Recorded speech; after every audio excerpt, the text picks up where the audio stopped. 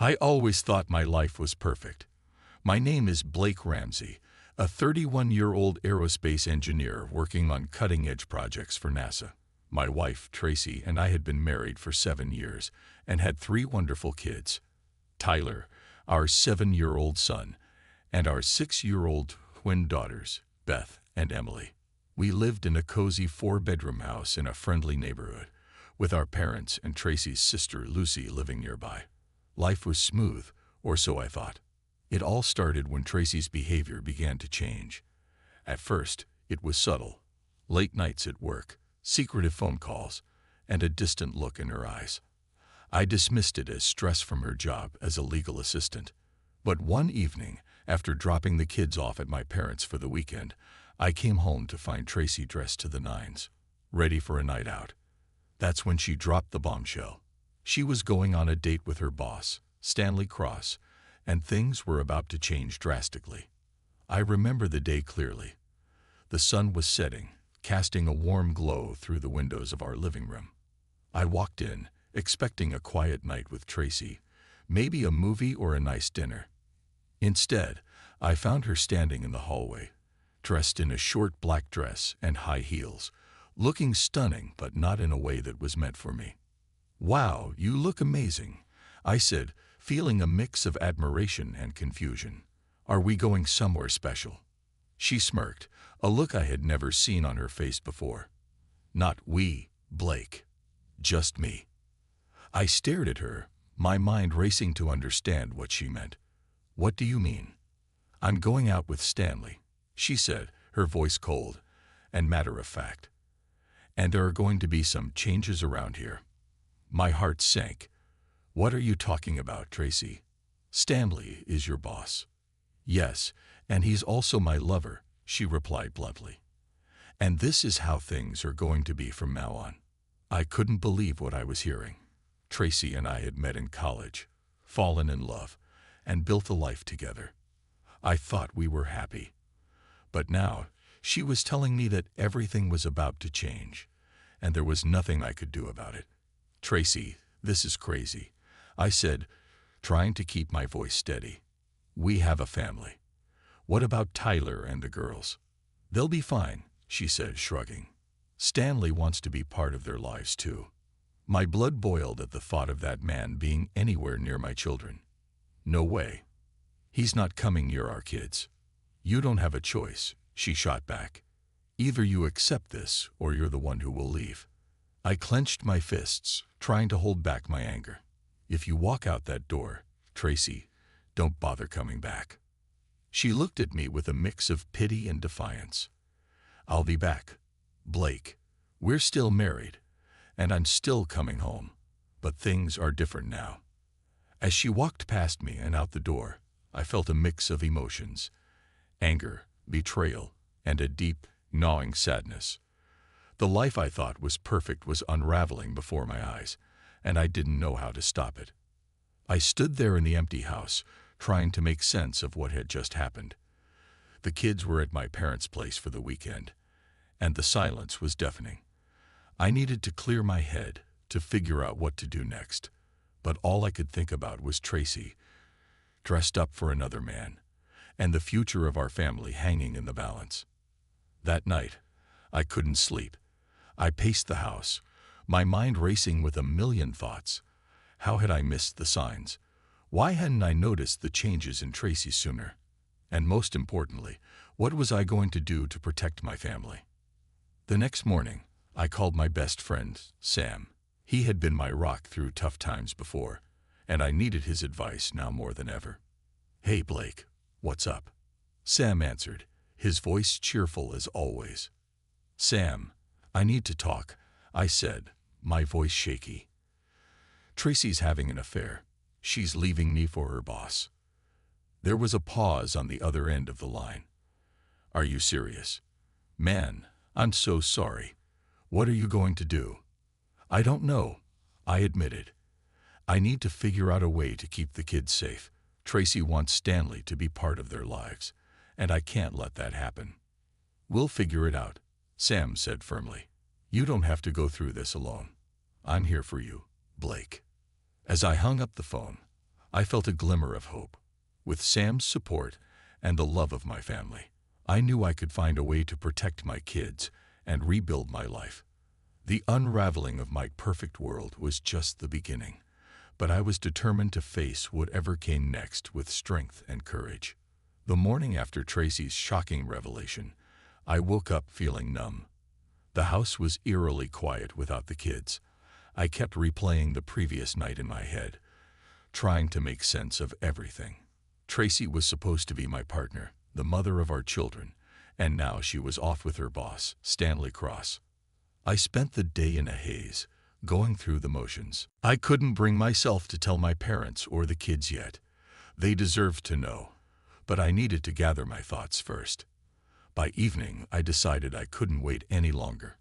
I had to confront Stanley. This wasn't just about Tracy and me. It was about protecting my family. I drove to Tracy's workplace, Space Conquest, a division of a major aerospace company. My mind was racing, but my purpose was clear. I needed to look Stanley in the eye and tell him he couldn't have my wife or my family. As I walked through the lobby, I spotted Tracy and Stanley standing near the elevators. Stanley was tall, with a slick, confident air about him that rubbed me the wrong way. Tracy looked startled when she saw me, but Stanley's expression was smug. "Blake, what are you doing here?" Tracy asked, her voice wavering. "I'm here to talk to Stanley," I said, my voice steady. "We need to settle this." Stanley stepped forward, a smirk playing on his lips. "Blake, there's nothing to settle. Tracy has made her choice." I felt a surge of anger. This isn't just about Tracy's choice. This is about my family. You think you can just walk in and take over? Stanley's smirk faded. "You need to calm down, Blake. This isn't going to help." I took a deep breath, trying to keep my composure. "I'm not going to let you destroy my family. You stay away from my kids, and you stay away from my wife." Tracy stepped between us, her eyes filled with tears. "Blake, please, let's not do this here." "No, Tracy," I said firmly. "This needs to be said. Stanley, if you think you can waltz into my life and take everything I've built, you're wrong." Stanley crossed his arms, his expression hardening. "Blake, you're making this harder than it needs to be. Tracy deserves to be happy, and she thinks she can find that with me." "She deserves to be happy," I echoed, my voice rising. "What about our kids? What about the life we built together? You think you can just erase that?" Tracy put a hand on my arm, but I shook it off. "Blake, it's not that simple." I turned to her, my heart breaking. "Why, Tracy? Why him? What did I do wrong?" She looked down, tears streaming down her face. "It's not about you, Blake. I needed something more." "More," I repeated, my voice cracking. "We had everything. A home, a family. Why wasn't that enough?" Before Tracy could answer, Stanley stepped closer, his tone cold. "Blake, this is happening whether you like it or not. You can either accept it or make it difficult for everyone involved." I clenched my fists, my anger boiling over. "You think you can intimidate me?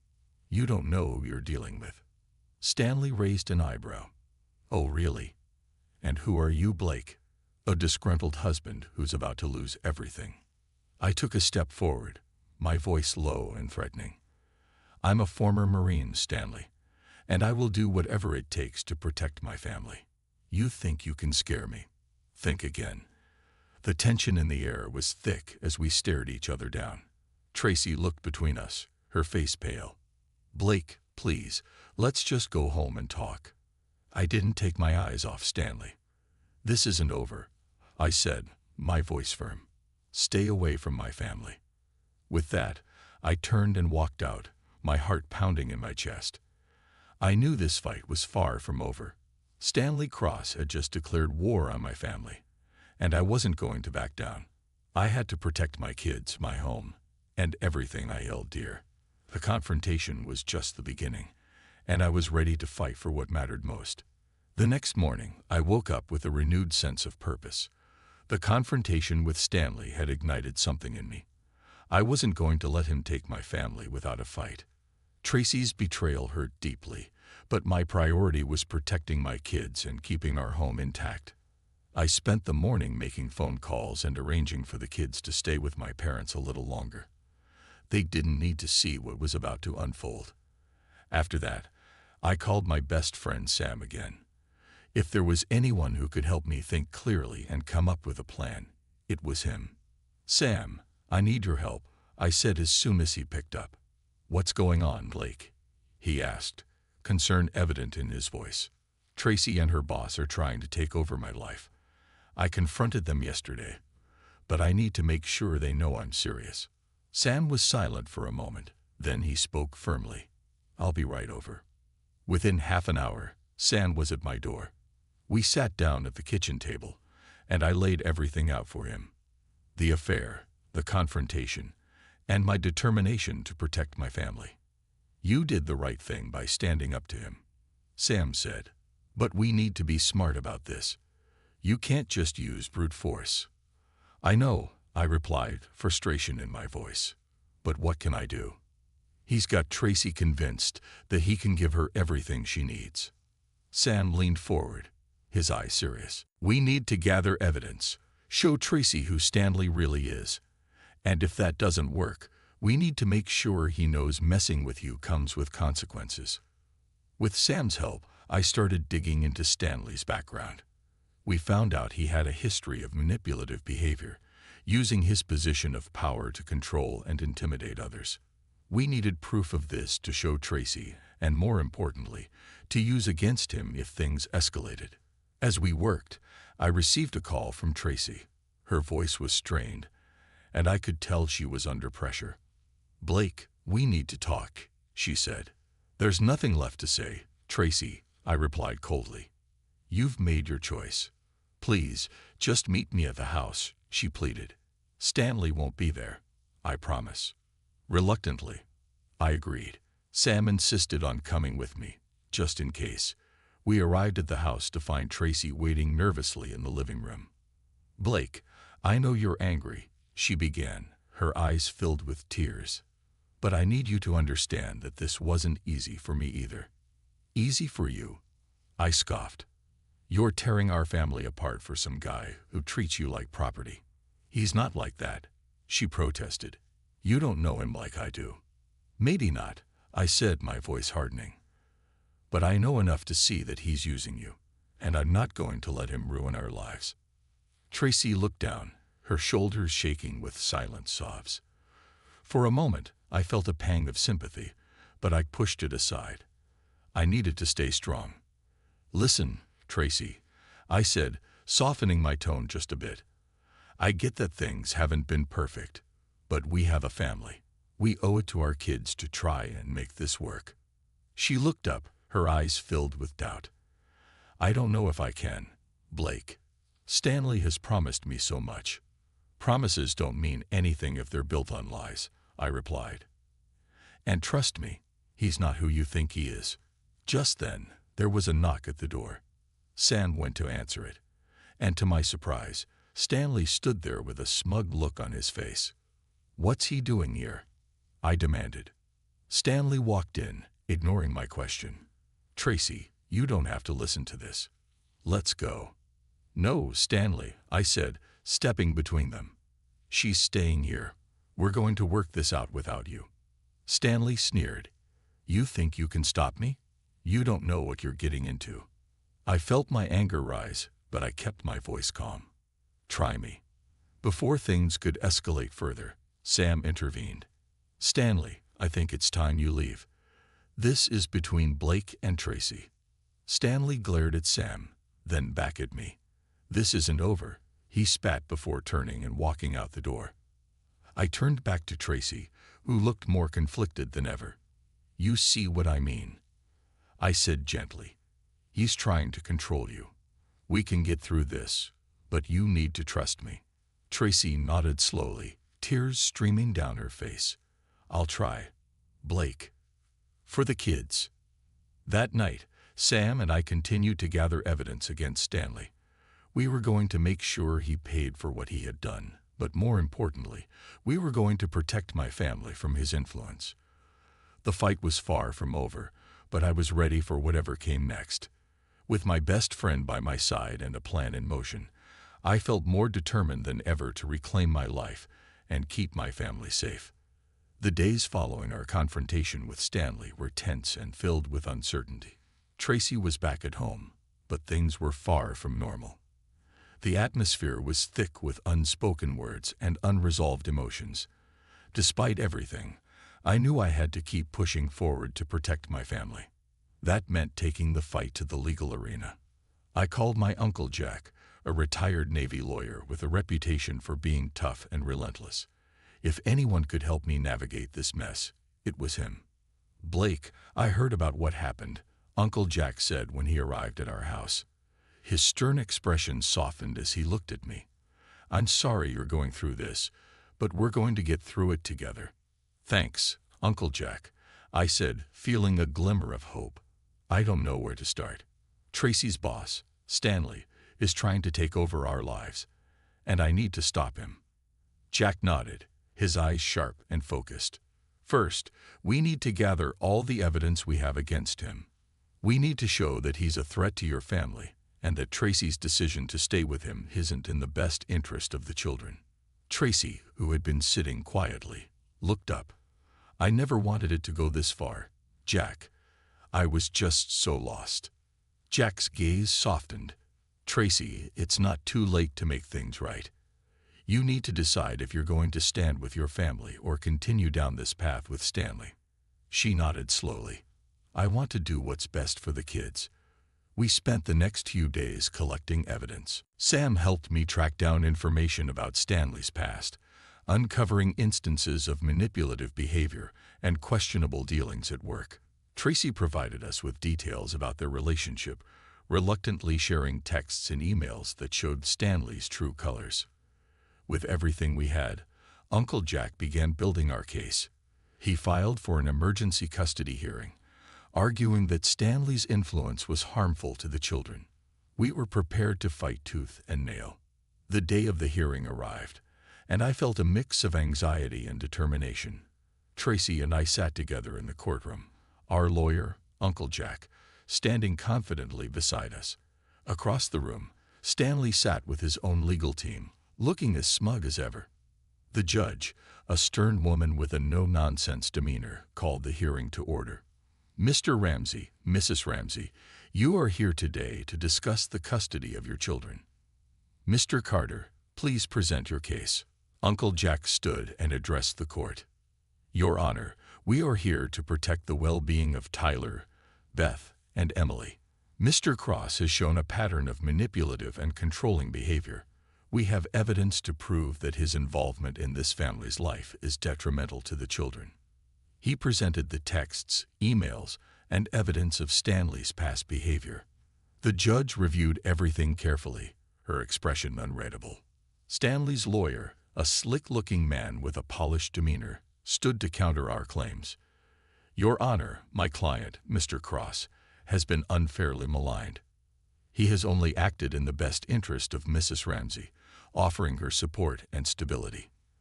The judge looked at Stanley, then back at us. "Mrs. Ramsey, do you have anything to say?" Tracy stood, her voice trembling. "Your Honor, I was confused and made mistakes, but I see now that Stanley's influence is not good for my children. I want to do what's best for them, and that's staying with their father." The judge nodded, considering her words. "Thank you, Mrs. Ramsey." After what felt like an eternity, the judge finally spoke. "In light of the evidence presented, I am granting temporary full custody of the children to Mr. Ramsey. Mrs. Ramsey, you will have supervised visitation rights. Mr. Cross is to have no contact with the children." Relief washed over me as I realized we had won this battle. Tracy looked at me, tears in her eyes, and whispered, "Thank you, Blake." As we left the courtroom, Uncle Jack put a reassuring hand on my shoulder. "This is just the beginning, Blake. We need to stay vigilant and protect your family." But today, we made a significant step forward. I nodded, feeling a weight lift off my shoulders. Thanks, Uncle Jack. I couldn't have done this without you. He smiled. Family sticks together. Now let's get you and the kids home. With the legal battle leaning in our favor, I felt a renewed sense of hope. The fight wasn't over, but we had taken a crucial step toward protecting our family. Tracy and I had a long road ahead to rebuild trust, but for now, I was grateful to have my kids safe and sound. With the support of Sam, Uncle Jack, and my family, I knew we could face whatever challenges came our way. Winning temporary custody of the kids was a huge relief, but I knew the fight wasn't over. Tracy and I had to navigate the new reality of our relationship, the kids' well-being, and the consequences of her actions with Stanley. The days that followed the court hearing were a whirlwind of emotions and adjustments. Tracy moved into a small apartment nearby, allowing her to stay close to the kids. She had supervised visitation rights, which meant she could see Tyler, Beth, and Emily under the watchful eye of a court-appointed supervisor. It was a tough pill for her to swallow, but it was necessary for the kids' safety. One evening, after a particularly emotional visit with the kids, Tracy asked if we could talk alone. We sat in the living room, the weight of our situation pressing down on us. "Blake," she began, her voice soft and hesitant, "I know I've made terrible mistakes. I just want to say I'm sorry." I looked at her, seeing the regret in her eyes. "I know, Tracy. But it's not just about saying sorry. We need to rebuild trust, and that takes time." She nodded, tears welling up. "I miss them so much. I never wanted it to be like this." "I know," I said, my tone softening. "But you need to show them, and me, that you're committed to making things right." Tracy wiped her tears and took a deep breath. "I want to start counseling, for myself and for us. I think it could help." I considered her words. Counseling could be a good step, but it's not just about us. It's about the kids. They need stability. "I understand," she said, her voice trembling. "I'll do whatever it takes to be a better mother." As much as I was hurt and angry, I could see that Tracy was genuinely remorseful. I wanted to believe that she could change, not just for the kids but for herself as well. Meanwhile, Stanley was facing his own set of consequences. Uncle Jack had made sure to expose Stanley's manipulative behavior, and it wasn't long before his company got wind of it. He was placed on leave pending an investigation, and the rumors about his conduct spread quickly. One afternoon, while I was picking the kids up from school, I ran into Lucy, Tracy's sister. She had been a pillar of support for me and the kids, and I was grateful for her presence. "How are things going, Blake?" she asked, her tone kind and concerned. "It's been tough," I admitted, "but we're getting through it. The kids are adjusting, and Tracy is trying to make amends." Lucy nodded. "She's been talking to me a lot, and I can tell she's really trying. She knows she messed up big time." "I know," I said, sighing. "I just hope she understands that it will take time for us to heal." That evening, as I tucked the kids into bed, Tyler looked up at me with his big, questioning eyes. "Dad, is Mom going to come back home?" I sat on the edge of his bed, struggling to find the right words. "Your mom loves you very much, Tyler. Right now, we're all trying to figure things out. But no matter what, she will always be your mom, and she'll always be there for you." "Okay," he said, seeming to accept my answer. "I just want us to be happy again." "We will be, buddy," I said, ruffling his hair. "It just takes time." As the weeks turned into months, Tracy continued with counseling, and we attended a few sessions together. It wasn't easy, but it was a step toward healing. The kids slowly adapted to the new routine, and I did my best to create a sense of normalcy for them. Stanley's investigation concluded with his termination, and he faded out of our lives. It was a small victory, but it felt significant. We were beginning to reclaim our peace. One evening, after a particularly challenging day, Sam came over to check on us. We sat on the porch, beers in hand, watching the kids play in the yard. "You've come a long way, Blake," Sam said, clinking his bottle against mine. "Thanks, Sam," I replied. I couldn't have done it without you and Uncle Jack. Family and friends stick together, he said with a smile. And remember, you're stronger than you think. As the sun set and the kids' laughter filled the air, I felt a sense of hope. The road ahead was still uncertain, but we were moving forward. Together, we would face whatever came our way, and I knew that, in time, we would find our way back to happiness. The transition from the chaos of the past months to a semblance of normalcy was slow but steady. Every day brought new challenges, but also new opportunities to heal and rebuild our lives. I poured myself into my work at Space Conquest, finding solace in the familiar rhythms of engineering and problem-solving. But my true focus was always on my children and our home. Tracy continued her counseling sessions, and I could see the changes in her. She was more reflective, more present, and most importantly, more committed to making amends. Our joint sessions, while difficult, were helping us communicate better and understand each other's perspectives. One evening, after a particularly insightful counseling session, Tracy and I sat on the porch, watching the kids play in the yard.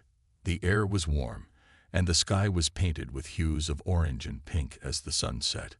"Blake," Tracy began, her voice soft, "I know I've said it before, but I really am sorry for everything. I never meant to hurt you or the kids." I nodded, feeling the weight of her words. "I know, Tracy, and I can see you're trying to make things right.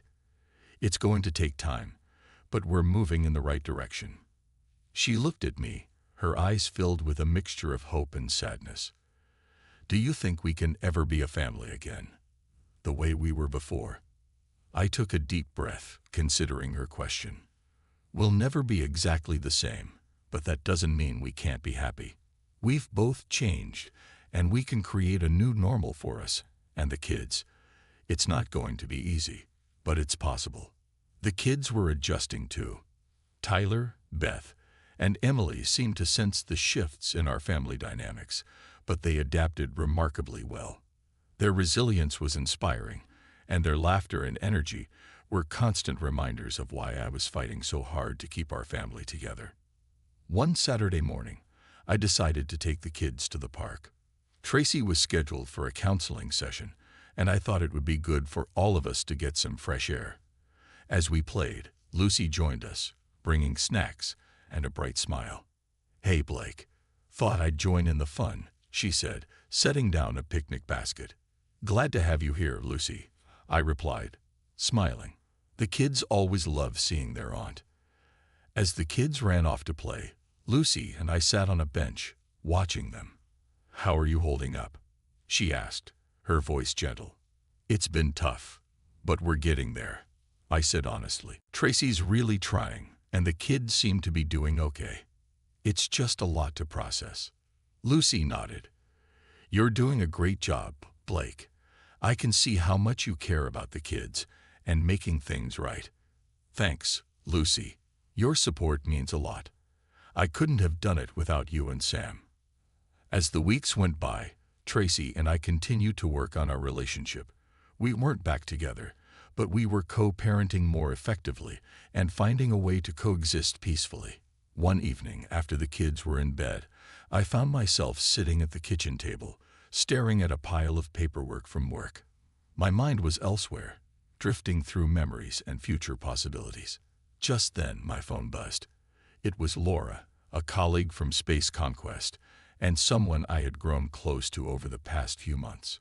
She had been a supportive friend, always ready to lend an ear or offer a kind word. "Hey, Blake. Just checking in. How's everything going?" her message read.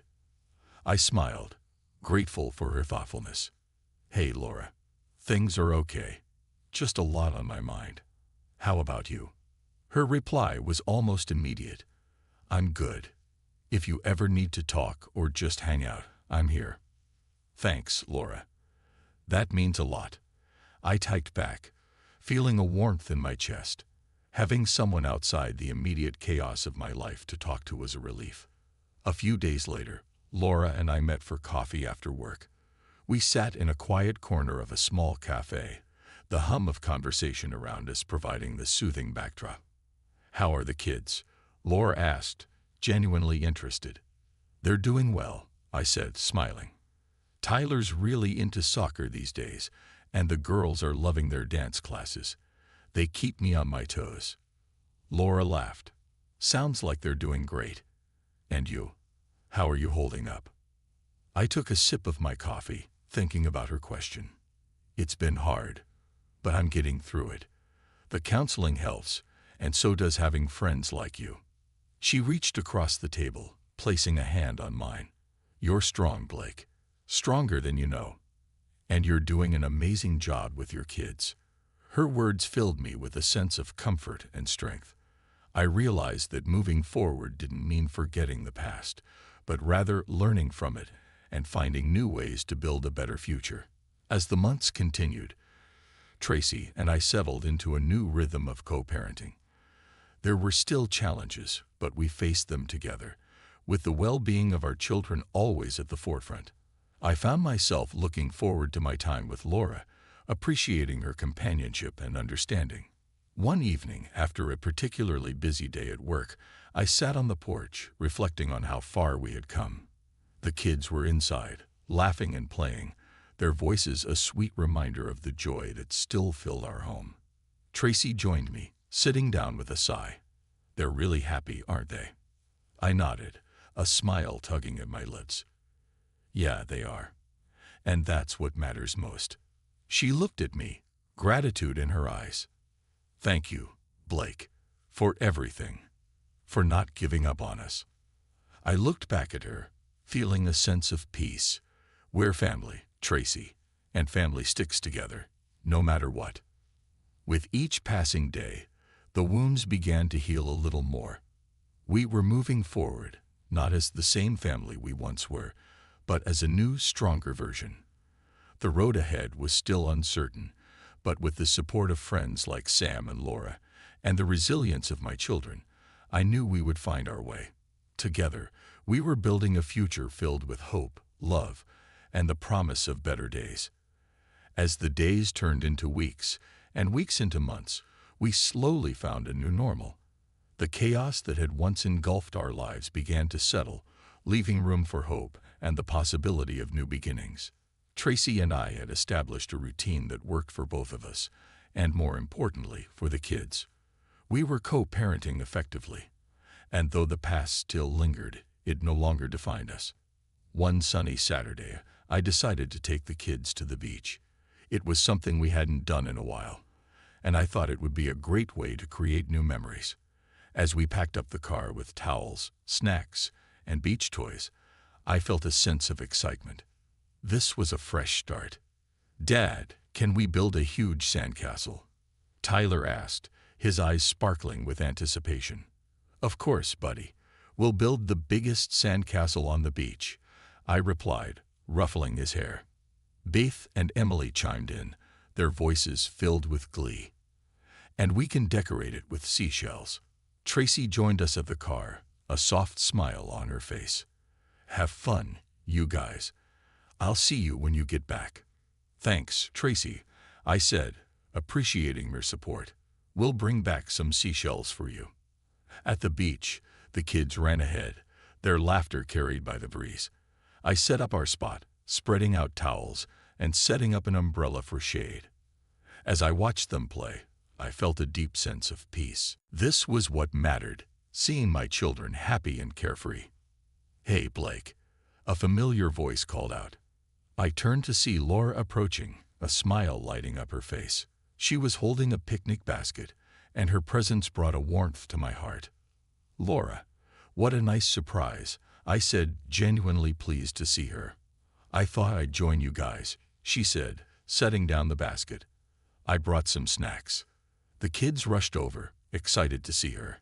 "Hi, Laura," they chorused. "Hi, kids. Ready to build the biggest sandcastle ever?" she asked, kneeling down to their level. "Yeah." They cheered, grabbing their buckets and shovels. As we worked together on the sandcastle, I realized how much Laura had become a part of our lives. She wasn't just a friend anymore. She was someone who had helped us heal and find joy again. Watching her interact with the kids, I felt a sense of gratitude and admiration. After a while, we took a break and sat on the towels, enjoying the snacks Laura had brought. The kids were busy collecting seashells, their laughter filling the air. "Thanks for coming, Laura," I said, handing her a drink. "You've been such a positive influence on us." She smiled, her eyes meeting mine. "I'm glad I could be here. You and the kids mean a lot to me, Blake." Her words touched me deeply. "You mean a lot to us too, Laura." Later that evening, after we had returned home and the kids were settled in, Tracy called. "Hey, how was the beach?" "It was great," I replied, smiling at the memory. "The kids had a blast, and Laura joined us. It was a good day." "I'm glad," she said softly. "I've been thinking a lot about our future. I want us to keep moving forward, for the kids' sake." "I agree," I said. "We're doing well, Tracy. Let's keep focusing on what's best for them."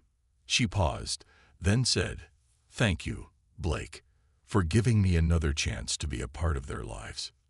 "You're their mother," I replied. "They need you, and I want what's best for them. We're all in this together." As the weeks went by, Laura and I grew closer. We started spending more time together, not just with the kids but also on our own. One evening after a dinner out, we sat on a park bench, watching the stars. "Blake," she began, her voice tentative, "I've really enjoyed the time we spent together. You and the kids have become so important to me." I looked at her, feeling the same way. "Laura, you've been there for us through so much.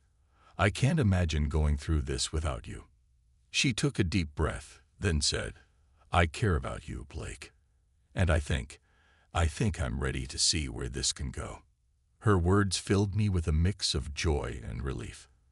"I feel the same way, Laura. Let's take this step together." From that moment, Laura and I began to build our own relationship, one founded on trust, respect, and a shared love for the kids. It wasn't always easy blending our lives, but it was worth every effort. Tracy continued her journey of self-improvement, and our co-parenting dynamic strengthened. The kids thrived in the supportive environment we worked hard to create. They saw their parents cooperating and their father finding happiness again. One sunny afternoon, we all gathered for a family barbecue. Tracy, Laura, Sam, and Lucy were there, along with the kids. It was a celebration of how far we'd come and the new beginnings we were embracing. As we sat around the table, enjoying the meal and each other's company, I felt a profound sense of gratitude. We had faced incredible challenges, but together, we had emerged stronger. "Here's to new beginnings," Sam said, raising his glass. "To new beginnings," we all echoed, clinking our glasses together.